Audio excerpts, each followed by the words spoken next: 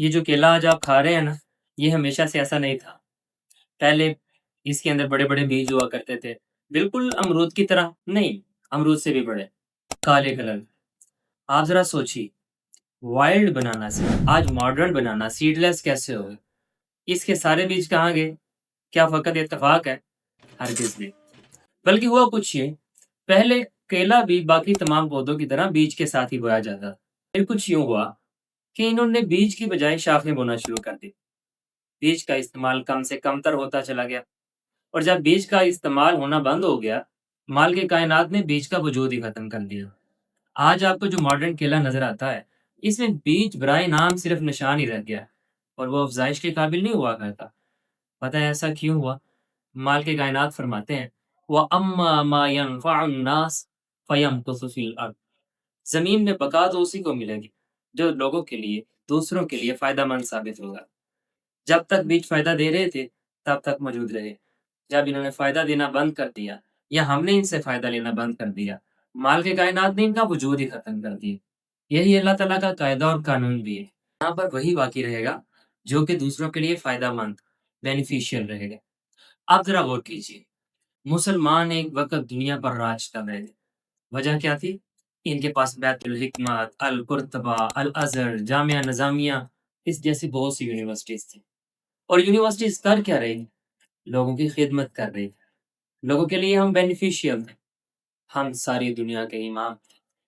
پھر وقت نے اپنا پلٹا بدلا، ہم نے یونیورسٹی کے بجائے تاج محل، طرح طرح کے قلعے، طرح طرح کے پائیں باغ بنانا شروع کر دیے۔ آپ جا کے شیش محل دیکھیے، شاید موتی مسجد دیکھنے کے بعد آپ کی حیرت دنگ رہ جائے کہ اس قدر پیسہ، اس قدر محنت، اور مقصد کچھ بھی نہیں، فائدہ کچھ بھی نہیں۔ اگر کوئی فائدہ نہیں ہوگا آپ کا، آپ ختم کر دیے جائیں گے۔ آپ یہ سب کام کر رہے تھے نا، اس وقت پتہ ہے اہل مغرب کیا کر رہے تھے؟ آپ کے محل ایک طرف تعمیر ہو رہے تھے، ان کی آکسفورڈ بن رہی تھی، کیمبرج، ہارورڈ، پرنسٹن، اور نہ جانے کتنی یونیورسٹیز۔ گویا وہ دنیا کے لیے فائدہ مند ہو رہے ہیں۔ جب وہ دنیا کے لیے فائدہ مند ہونا شروع ہوئے، امامت ان کو سونپ دی گئی، اور آج تک وہ دنیا کے امام بنے بیٹھے ہیں۔ آپ جانتے ہیں، مال کے کائنات نے انسان کو ایک بڑی عجیب قوت بخشی ہے، آپ کا سوچنے کا انداز۔ آپ جو سوچتے ہیں وہ ہو جایا کرتا ہے۔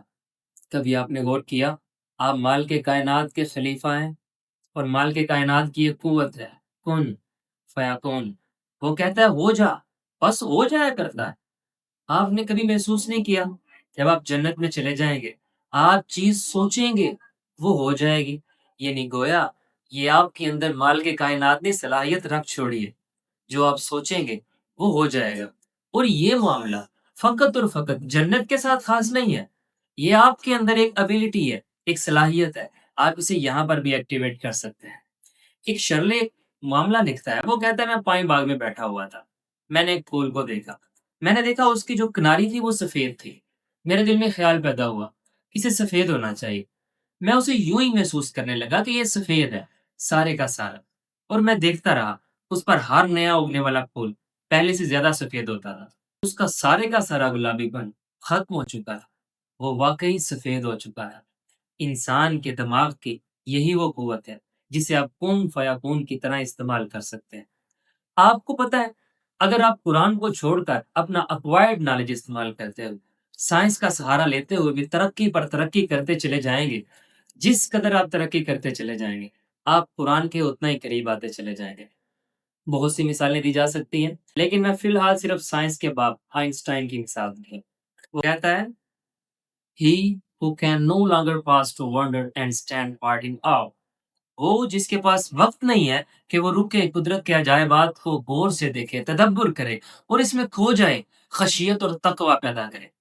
وہ کہتا ہے is as good as dead، وہ اتنا ہی ہے جتنا کہ ایک مردہ ہوتا ہے، اس سے زیادہ اس کی حیثیت نہیں ہے۔ مزید وہ لکھتا ہے his eyes are closed، اس کی آنکھوں میں اب بصارت باقی نہیں رہی، صرف نظر آ رہے ہیں دو ڈاٹس، ان میں دیکھنے کی قوت چھین لی گئی۔ آپ کو نہیں لگ رہا آئنسٹائن اس آیت کے بڑا قریب پہنچ چکا ہے؟ مال کے کائنات فرماتے ہیں اولم ينظروا فی ملکوت السماوات والارض وما خلق اللہ من شیء، کیا یہ لوگ غور و تفکر نہیں کرتے، دیکھتے نہیں ہیں اللہ تعالیٰ کی کیا اس نے کائنات بنا چھوڑی، وَأَنْ عَسَىٰ أَنْ يَكُونَ قَدِ اقْتَرَبَ أَجَلُهُ، لگتا ہے ان کا موت کا وقت قریب آنے لگا۔ ٹھیک ہے، بہت زیادہ غلطیاں ہو گئی ہیں، ہم بہت زیادہ پستی میں چلے گئے، کیا واپسی کا کوئی راستہ ہے؟ باخدا توبہ واپسی کا راستہ ہی تو ہے، اور توبہ کی صلاحیت فقط آپ کے شعور ہی کو نہیں ملی، آپ کے ایک ایک انگ کو توبہ کی اللہ تعالیٰ نے صلاحیت عطا فرمائی ہے، رجوع کرنے کی، اپنی اصلی حالت میں لوٹ آنے کی۔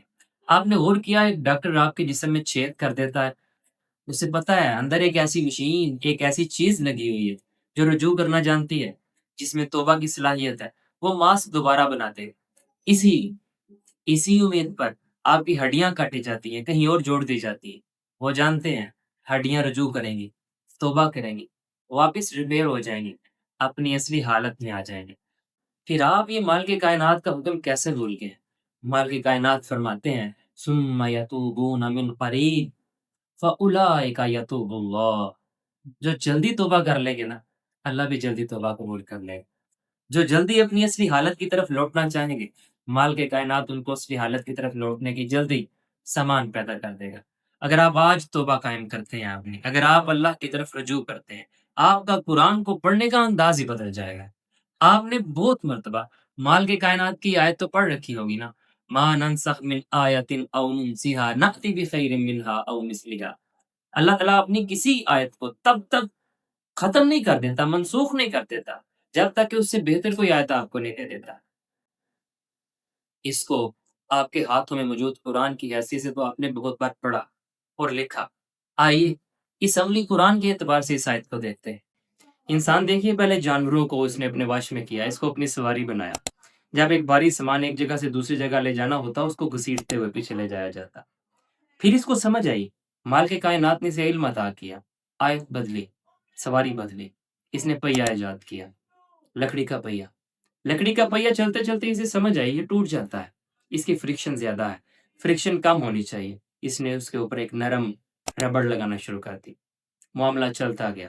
اس نے دیکھا پانی کے اندر صرف تیرنا ہی کافی نہیں ہے، کئی چیزیں آج خود تیرتی ہیں۔ اس نے لکڑی کے اوپر بیٹھ کر سفر کرنا شروع کیا، پھر اسے مزید سمجھ آئی، اس نے بادبان لگایا، اس نے باب والی کشتی، موٹر بنائی، انجن سے پھر آگے چلتے ہوئے ہم کہیں ٹھہرے ہی نہیں۔ آج ہم پانیوں کے اوپر ہی نہیں، پانیوں کے اندر بھی سفر کرنے پر قادر ہیں۔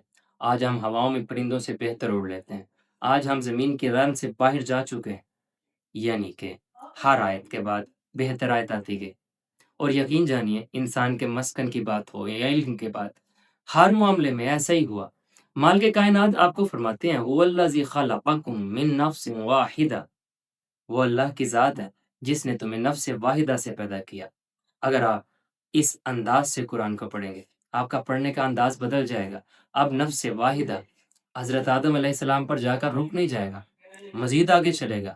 آپ کو لگے گا یہ چاند، یہ سورج، یہ پہاڑ، یہ پودے، یہ پھول، سب کے سب آپ کے بھائی ہیں۔ آپ سب میں ایک خون دوڑ رہا، آپ سب نفس واحدہ ایٹم سے مل کر بنے، یعنی کہ ایک ایسا ایٹم، ایک ایسا خلیہ جس کے اندر پروٹانز ہیں، نیوٹرانز ہیں، الیکٹرانز ہیں، جسٹ آپ سب کے اندر ایک خون دوڑ رہا ہے۔ مال کے کائنات نے آپ کو نفس واحدہ سے پیدا کیا ہے۔ آپ کا جب پڑھنے کا انداز بدل جائے گا، آپ کو سمجھ آنے لگے گی، کائنات آپ سے باتیں کرنے لگے گی۔ آپ جانتے ہیں مال کے کائنات نے اپنی ہر مخلوق کے لیے کچھ نہ کچھ قاعدے مقرر کیے ہیں، ایسے ہی آپ کے لیے بھی قاعدے مقرر کیے ہیں۔ مال کے کائنات کی ہر شے بنائی ہوئی اس کے قاعدوں پر من و عن پورا چل رہی ہے، یہ سارا زمانہ چل رہا ہے۔ اب ذرا دیکھیے اللہ کیا فرماتے ہیں۔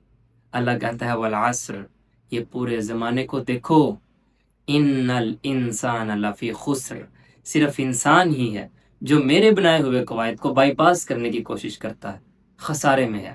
تو سنو اللہ نے تمہارے لیے قاعدے کیا بنائے ہیں، وہ کیا؟ اللہ تعالیٰ فرماتے ہیں الا الذین آمنوا وعملوا الصالحات وتواصوا بالحق وتواصوا بالصبر۔ مال کے کائنات فرماتے ہیں تمہارے جینے کا ایک ہی قاعدہ ہے، اور وہ یہ کہ تم اللہ کی عبادت کرو، اس پر ایمان لاؤ، صالح اعمال کرو، دوسروں کے لیے بھلے بنو، بلائی کا کام پھیلاؤ، ہمیشہ حق پر ڈٹے رہو، اور یہی حق ہے۔ اور اگر تم حق پر ڈٹو گے تو یقین جانیے صبر سے تو کام لینا ہی پڑے گا۔